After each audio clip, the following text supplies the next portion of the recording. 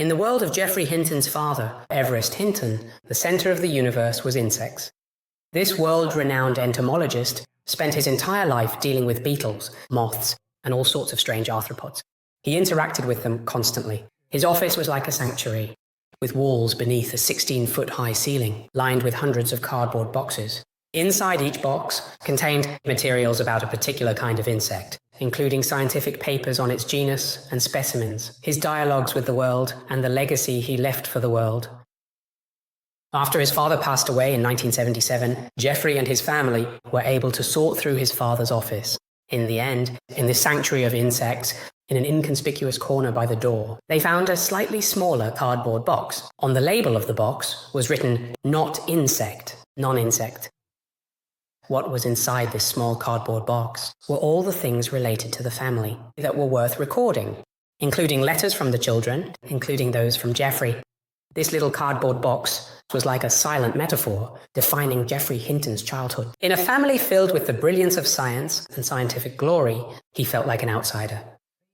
He recalled very early on, before he was even 7 years old, he'd already figured out he wouldn't pursue a PhD. He could forget being accepted by the family. Every day when he left for school, his father would say in the hallway, "You should work twice as hard. Maybe when you reach twice my age, you might have a chance to achieve half of what I have." And Geoffrey's sister once half-jokingly said, "If we had 6 legs, maybe Dad would love us a little more." Behind this remark was a child's longing for a father's love, and the invisible pressure felt in a family where scientific achievement is the highest standard. This is the kind of intangible pressure experienced. The starry sky of the Everest-Hinton family is simply too dazzling. His great-great-great-grandfather was the mathematician who invented Boolean algebra, George Boole. Through mathematical analysis of logic, he was the first to build the bridge between logic and algebra for humanity. It was him, starting from him, that the concepts of true and false in logic were mapped to the numbers 0 and 1. He laid the logical foundation for modern computers. It was established by him.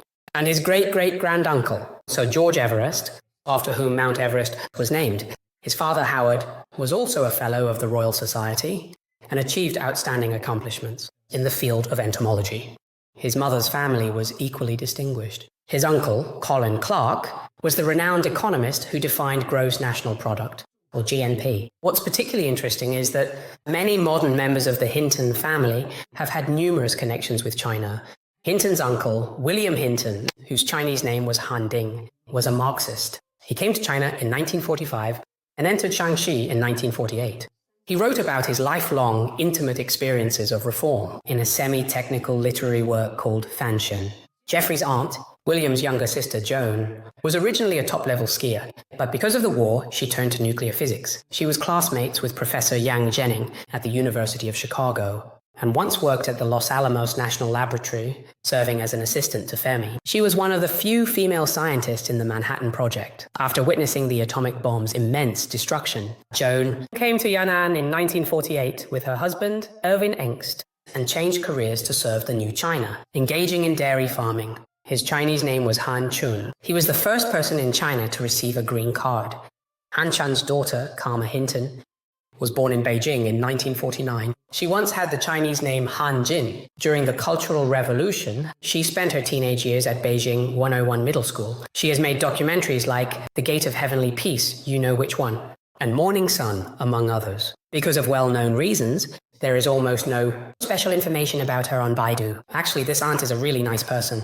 The Hinton family. From 1815, when Mr. Boole was born into a poor family, to the age of 42, when he was elected Fellow of the Royal Society Britain, then to Geoffrey Hinton winning the Nobel Prize in 2024, 200 years, the family produced talents. The story of this family is wonderful enough to be a standalone article. But today let's still talk about Geoffrey. Under such a starry sky, the growth of Geoffrey Hinton was destined to be a song of ice and fire. It carried on the legacy of scientific spirit, but also had emotional distance. There was an endless thirst for knowledge, but also a fleeing from and betrayal of expectations.